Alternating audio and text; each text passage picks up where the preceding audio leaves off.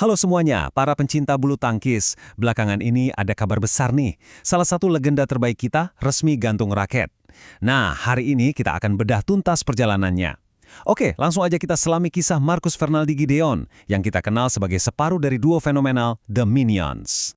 Kalau kalian sering nonton pertandingan mereka, teriakan komentator yang satu ini pasti udah nggak asing lagi kan? Yap, teriakan ini tuh kayak rangkuman sempurna dari semua energi, kecepatan, dan drama yang mereka bawa ke lapangan.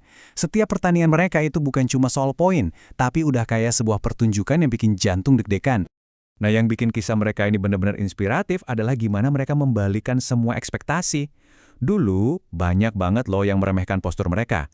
Dianggap terlalu kecil, dianggap sebagai kelemahan.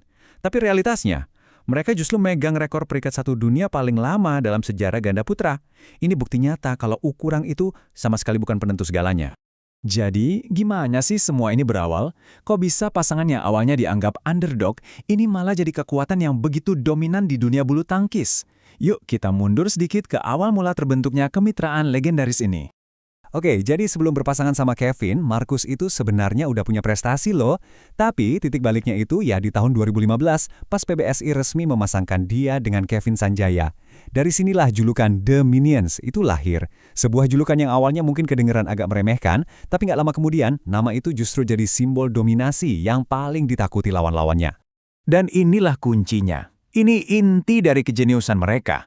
Apa yang orang lain lihat sebagai kekurangan, yaitu tinggi badan, justru mereka sulap jadi senjata paling mematikan. Caranya, lewat kecepatan, kelincahan, dan permainan super agresif yang seringkali bikin lawan mati kutu di lapangan. Sekarang, mari kita bahas era keemasan mereka.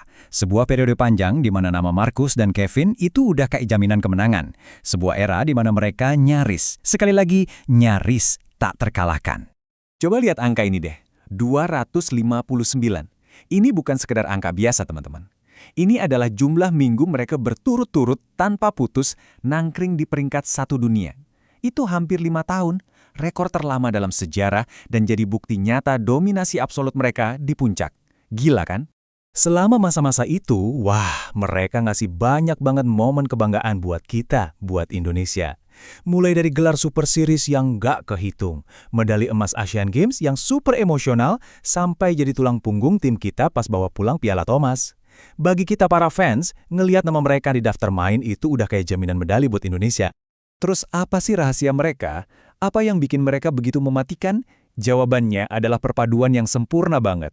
Marcus itu ibarat jenderal di lapangan belakang, dengan smash keras dan pertahanan yang kokoh kayak tembok.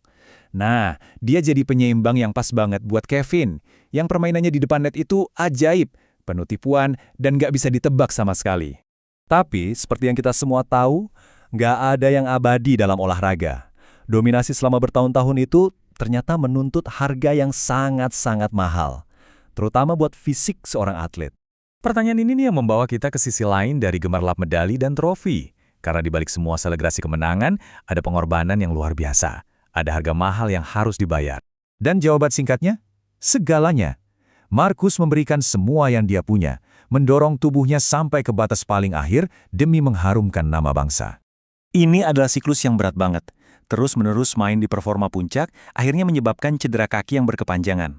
Meskipun udah berjuang keras, lewat beberapa kali operasi, pada akhirnya, seorang atlet sampai di titik di mana dia harus membuat pilihan yang sangat-sangat sulit, antara karir dan kesehatan jangka panjangnya. Dan tanggal inilah yang jadi penanda akhir sebuah era.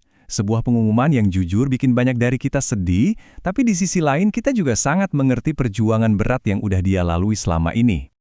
Tapi, tunggu dulu, ini bukan akhir dari segalanya loh.